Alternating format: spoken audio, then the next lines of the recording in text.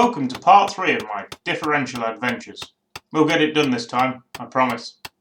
You remember this from part 1? Well, I couldn't find the tooling to press it back on, so I had an idea.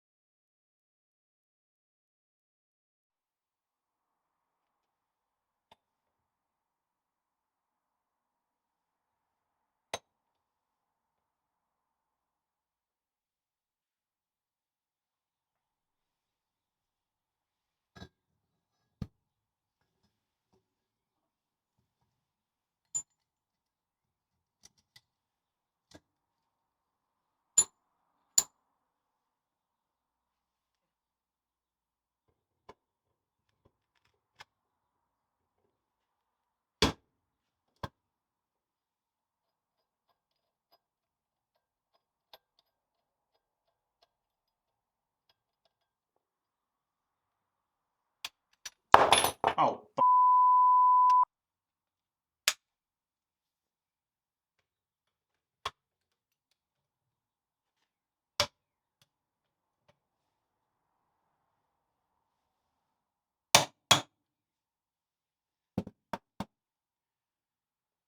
So, having assembled all of the shims and the pinion into the diff housing, the next thing to do is to check the preload on the pinion bearings.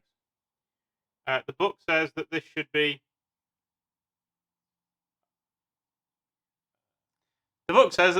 10 kilograms. No, I don't think it does.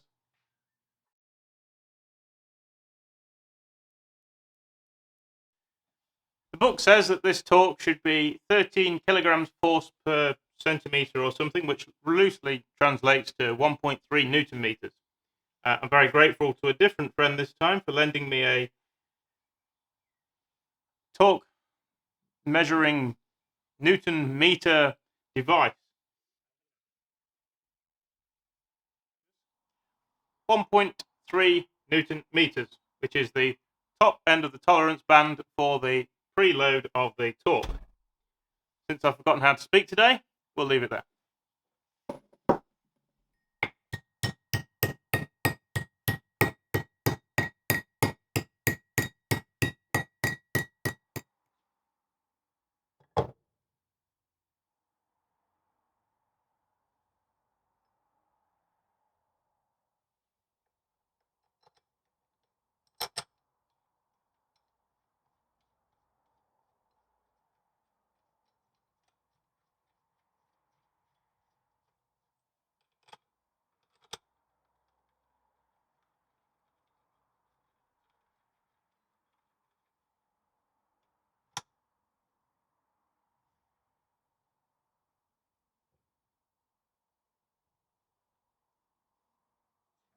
Once the caps are nipped up to about 10 Newton meters, you can start to set up the play in the crown wheel and pinion mesh.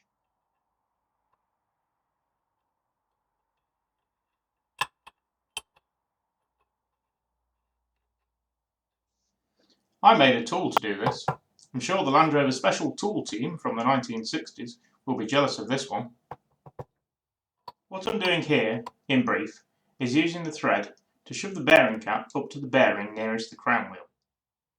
Every so often, you have to go around to the other side and back that side off, so that you've got room to keep pushing the crown wheel up towards the pinion. I keep checking for the play by hand until I've got something that I can measure using a DTI.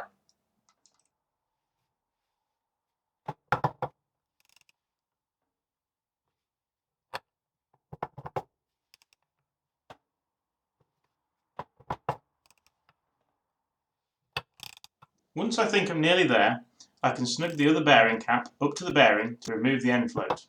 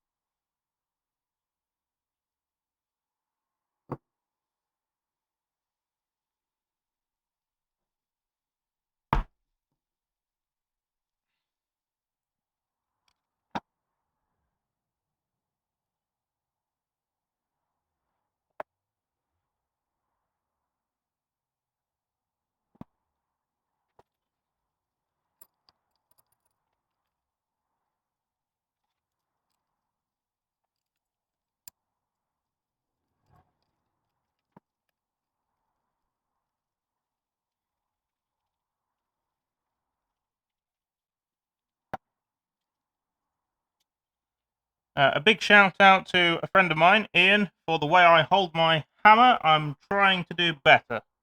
Nice and tight grip right at the end of the shaft for you, Ian.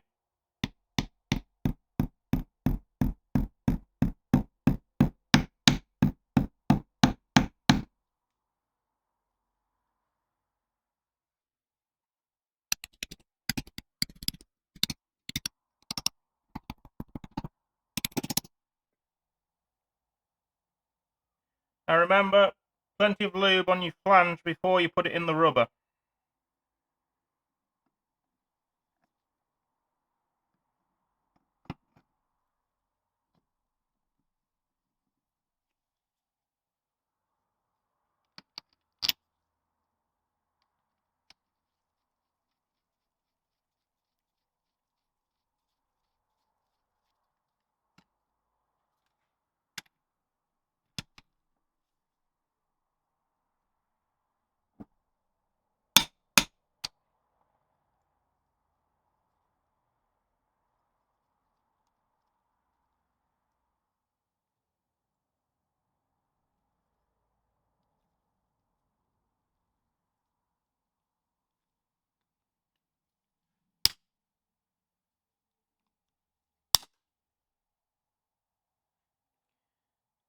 So instead of using the original wire route, I bought myself some wire twisting pliers, and I'm using some stainless steel welding wire